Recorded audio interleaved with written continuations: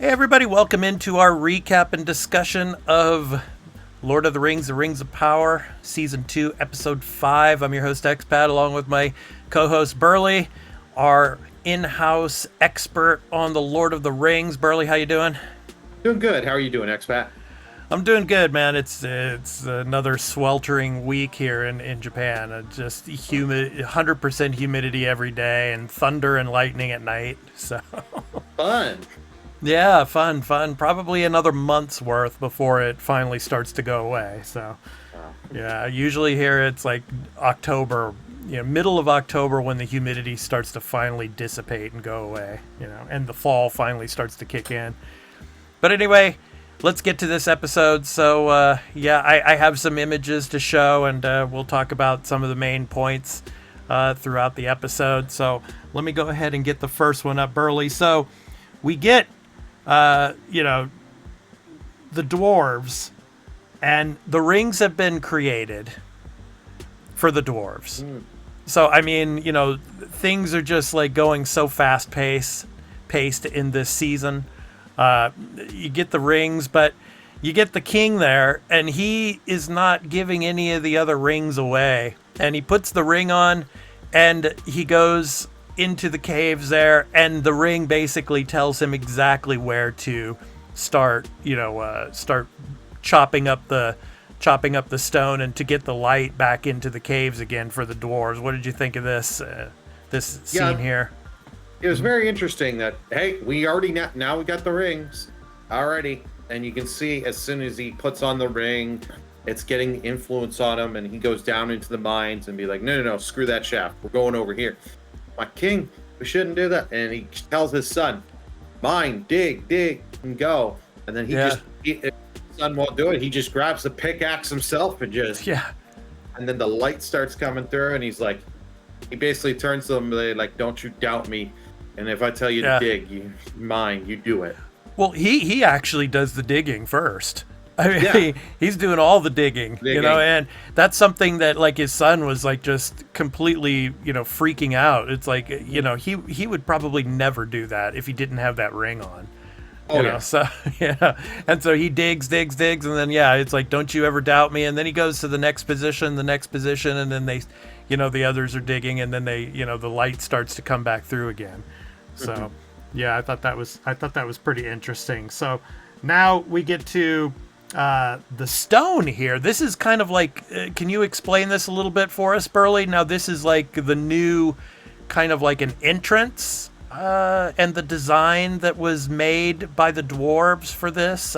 Is there any significance to this later on in the Lord of the Rings?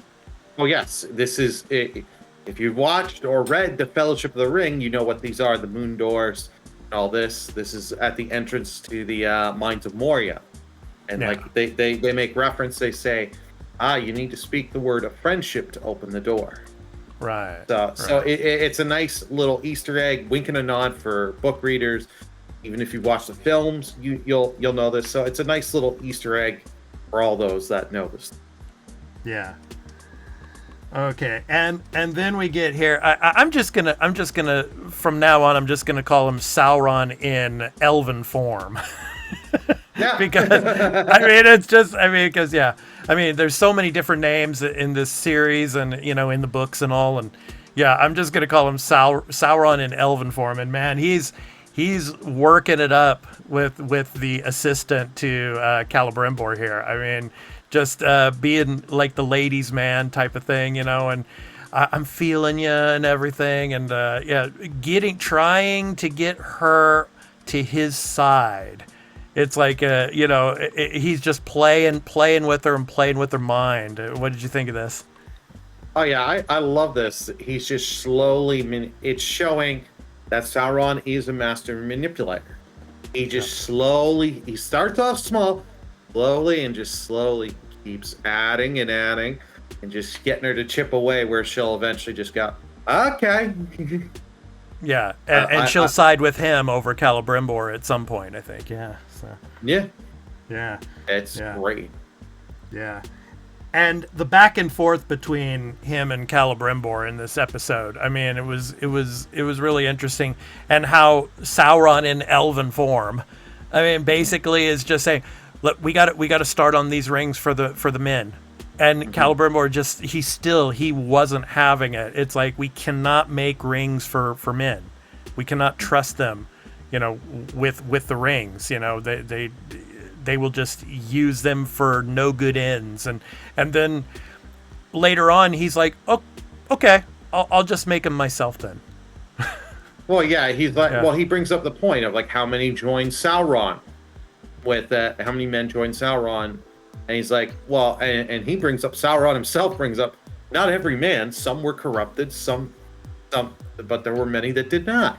He's slowly just tried, and he's tried everything. Come on, men need saving.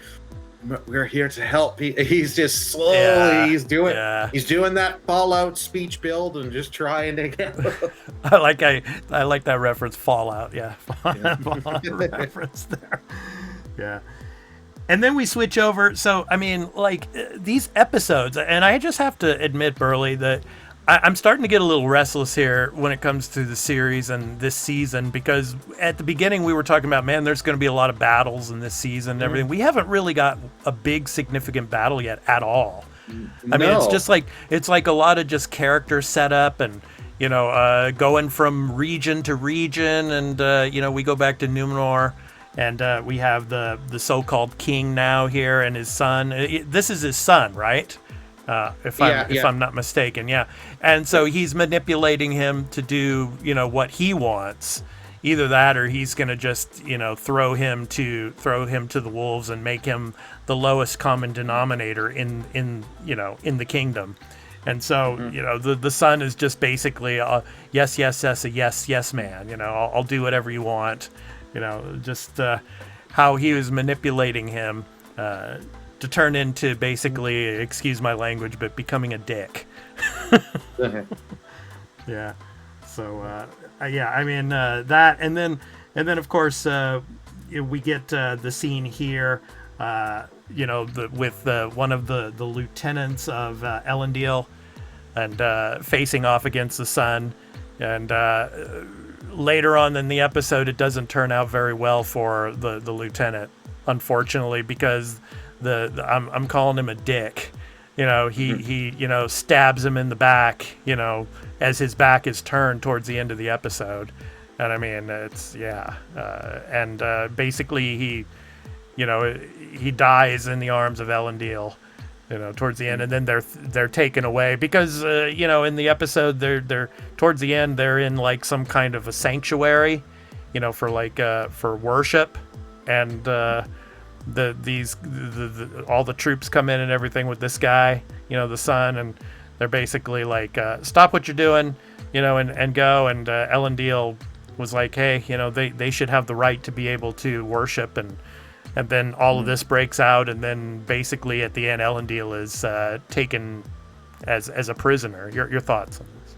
Yeah, this was such a great scene, and just like stuff leading up to this, like you had the Elendil's daughter going up to him and being like, I still respect, and the kid's like, no, the lieutenant is like, yeah, no, I don't care for you. You chose the wrong side.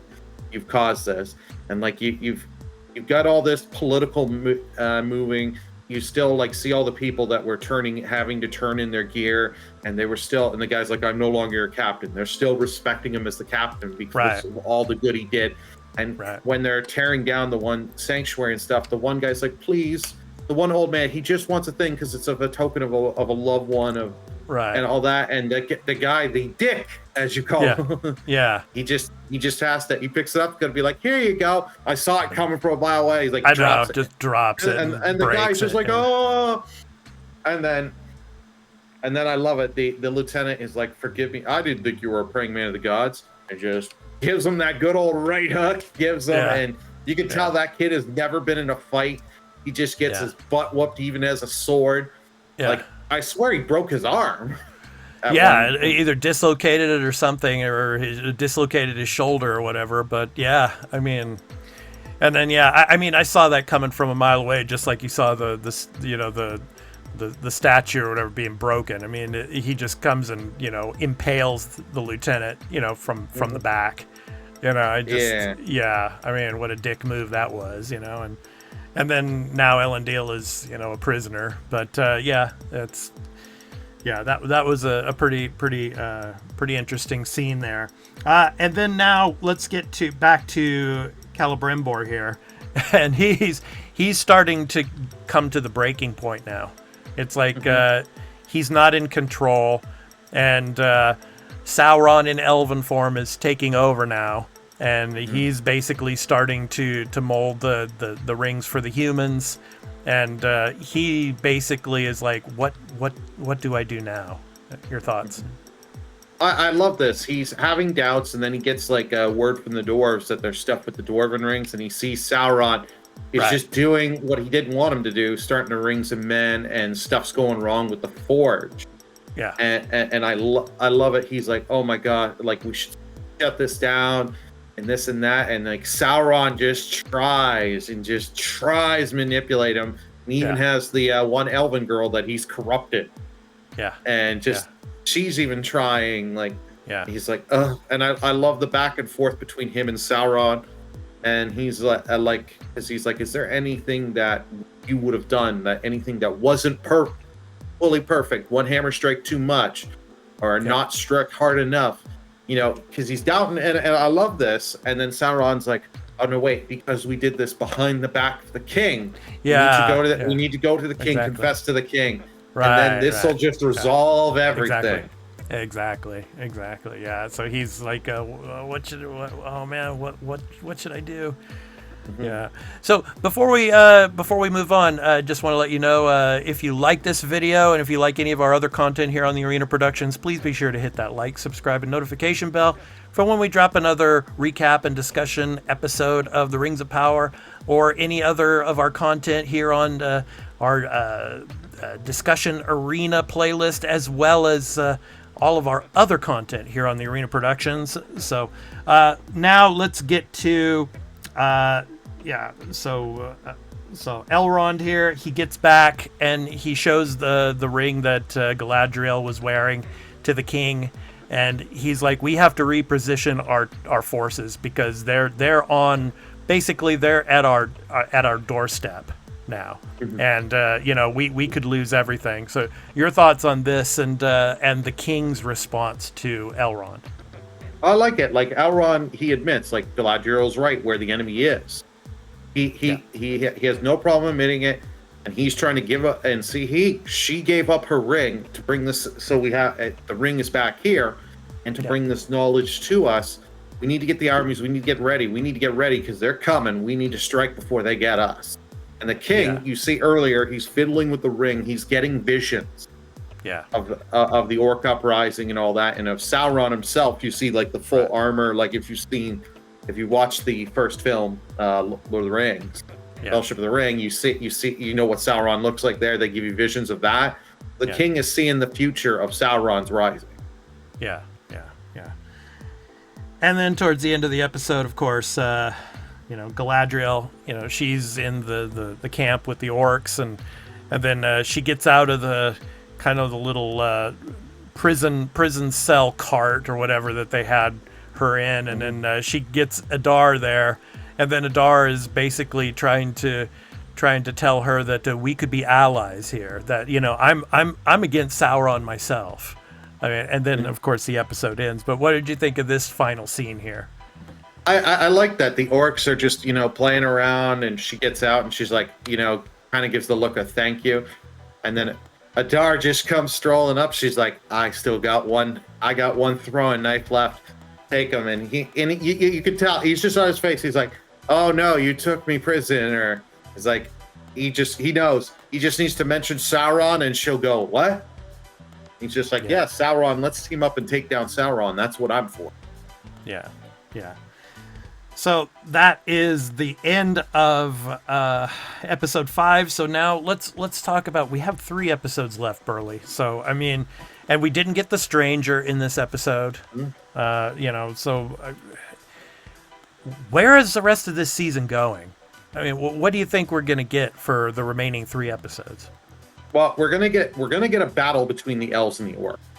We saw that in the trailers. trailers. Yeah. So I'm guessing that's either going to be episode 7 or episode 8. We'll get the battle. Yeah. I think episode 6 we're going to get the elves preparing for battle. Yeah. The stranger I think is going to meet up with Sauron by the end of the season. So you'll get that, and the Harfoots. I have no idea where they're going to put them. Are they going to put them just? They eventually go back, or do they meet up with the stranger? That's the one plot line I have no idea what they'll do. I mean, we haven't gotten any of the Harfoots basically this whole season so far. I'm counting on episode 7 because that's usually the penultimate episode. So we'll probably we'll get the battle in that episode and then the fallout from it. Because I think, what was it, in season 1, we had the volcano erupt and everything in episode 7, I think it was, right? And then episode 8 was like the fallout and the aftermath of it. So yeah. So before we end this episode, I just want to ask you, Burly, your thoughts. And I mean, because there's a lot of people on the internet that are upset about the way this series is going, and there's the viewership is down in season 2 compared to season 1, which is leading a lot of people to wonder if there will be a season 3. So what are your thoughts about all the heat that's been going on about the season and how the Rings of Power has been made and written? It is losing heat. There's a lot more negative I'm hearing more than positive. Yeah. I think Amazon will still make a 3rd season because they invested so much. Yeah. And it is still, even though it is, I believe the watch numbers, even though they haven't fully come out with, I believe in this show is still getting watched a ton. Yeah. I understand some of the negative feedback. There are some that is actually legit criticism, and I can understand. And you get the people that are, this isn't exactly a 1-to-1 to token stuff, and it's like, okay, you kind of can't give it to them. It's hard for them because they don't have everything. They only have a minute amount of stuff that they can use. Yeah. They only have the appendices in the Return of the King that they can use. Right. They don't have the Silmarillion. They don't have everything else that they could use to really flesh out and give this and that. They have to get creative. Some of it works, some of it doesn't. You can, in my opinion, you got to kind of judge it on that. Yeah. Not that if they had everything and this is the way they were doing it, I can understand some of the criticism. Well, one of the criticisms is pertaining to the orcs and how the orcs are portrayed in this series. Whereas, like in the Tolkien novels, the orcs are basically killing machines, right? Whereas in this series, it looks like orcs with families and things like that. And should we really go to war again? That's one of the criticisms as well. But we shall see. The orcs are not the greatest part of the show. I can fully admit that. Yeah, I'd rather them just be the killing machine, these monsters, and when you get a horde of them on you and you're like 5 elves or 5 men, you're screwed. Yeah. That kind of thing. But yeah, they're doing something different, so I give them a little bit of a pass. But if that's your biggest problem with the show, I count that the show's pretty good then. Yeah. Well, we shall see. We got 3 more episodes left, so we will be doing a recap discussion next week as well, so stay tuned for that. So anyway, I've been your host, Expat, along with my co-host, Burly, our in-house expert on the Lord of the Rings. Take care, everyone. We shall see you next week for the next recap and discussion. So take care. Peace out. Long live Sauron.